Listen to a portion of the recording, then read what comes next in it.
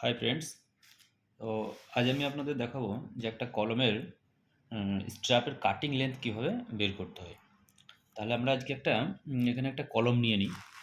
আমি এখানে একটা কলম নিয়ে নিচ্ছি। ধরুন মোটামুটি এখানে এটা একটা কলম,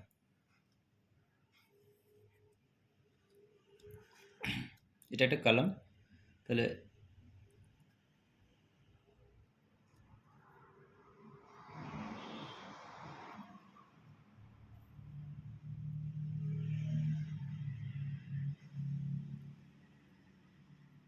এটা আমি যেটা বানাচ্ছি, এটা কলমের ডাইমেনশনটা আপনাকে আমি বুঝিয়ে দিচ্ছি। দাঁড়া 1 মিনিট, আমাকে একটু ড্র করে নিতে দিন। ঠিক আছে, এটা কলম, এটা ধরুন আপনি 300 mm, এটা 250 mm। এগুলো হচ্ছে কি কলমের কভার। ঠিক আছে, কভার কত হয় কলমে মোটামুটি সবাই জানেন, 40 mm।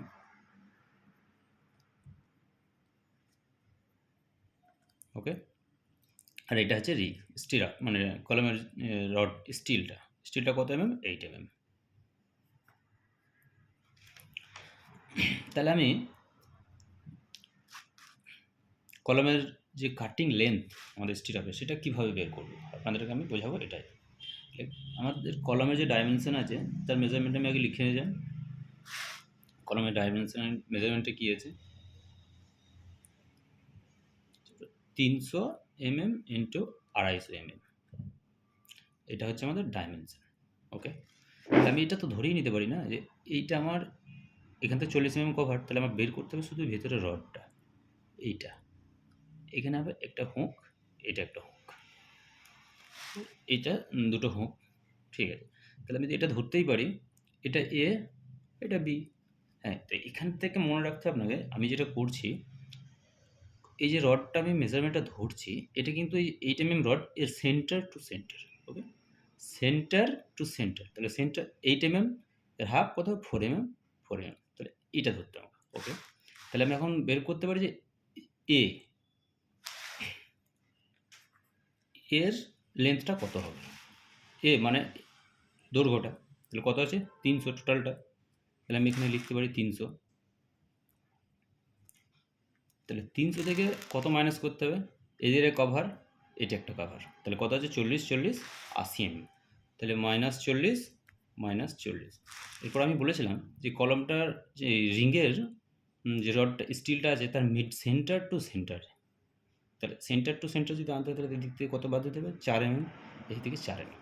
ওকে, আমি এখান থেকে বাদ দিয়ে দিলাম, এদিকে -4 -4 ইজিক্যাল টু কত হবে, আমি ক্যালকুলেটর মেরে নিচ্ছি আপনাদের সামনেই। টোটাল আছে 300, মাইনাস হবে 40 mm, -40 mm, -4 -4 ইকুয়াল টু 212। এখানে আমি লিখে দিলাম 212 mm। ওকে, সেম আমাকে বের করতে হবে কত না, বি। বি এর মাপ কত আছে, 250। ঠিক আছে, আমি এখানে 250 লিখলাম আগে, এখানে 250 আমি লিখে নিলাম। তারপরে সেম দুদিকের cover 40 40, -40 -40, same centre to centre 4 mm 4 mm, 4 mm -4 mm। তাহলে কত হবে, আমি এটাকেও আপনাদের সামনে ক্যালকুলেশন করে নিচ্ছি। 250 -40, সরি, 250 -40 -40 -4 -4 সমান 162, 162 mm। 162 mm হলো এবার আমার কাটিং লেন্থ। তাহলে আমার কিন্তু ডিটেলসটা বেরিয়ে গেলো, এবার আমি কাটিং লেন্থ বের করতে পারি। কাটিং লেন্থটা কী হবে,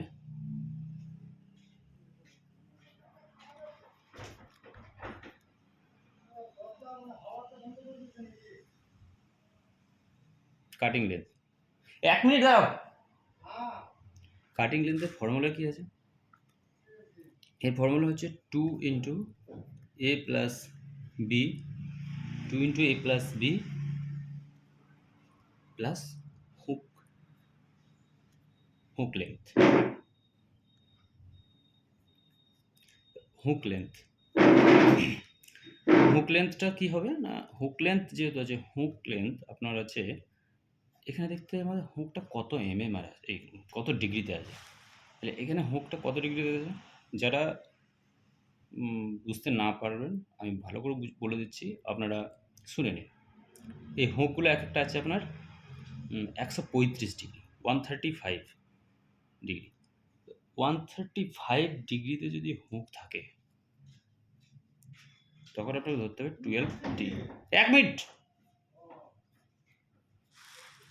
12D, ওকে, 12D এর ধরতে হবে তখন, তাহলে 2 ইন্টু এ সমান কত বেরিয়েছে আপনার, এ সমান বেরিয়েছে 212, তাহলে আমি এখানে লিখলাম 212। বি সমান কত, 162, 162 প্লাস হুক কটা আছে, দুটো আছে, 2 ইন্টু এই যে আপনার 135 সমান 12D, তাহলে 2 ইন্টু আমি এখানে 12 বসালাম, ডি মানে 8 সমান হবে কত, 2 ইন্টু তবে এখানে আপনার 212 প্লাস 162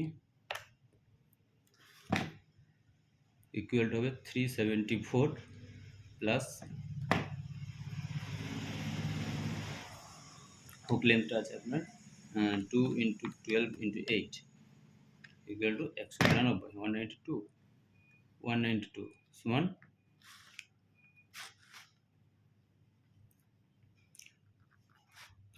দেখতে পাচ্ছেন সবাই, আশা করছি 192। এবার আমাকে যেটা করতে হবে 374 into 2 so equal to 748 plus 192, এই দুটোকে যদি আমি যোগ করে দিই, অ্যাড করে দিলে হবে 192 সমান 940 mm, 940 mm, ওকে। আপনার তাহলে অ্যান্সার হবে এটা, ঠিক আছে। ওকে গাইস, আপনাদের আজকে এটা দেখানো হলো, নেক্সট টাইম আরও অন্য কিছু নিয়ে আসবো। বাই।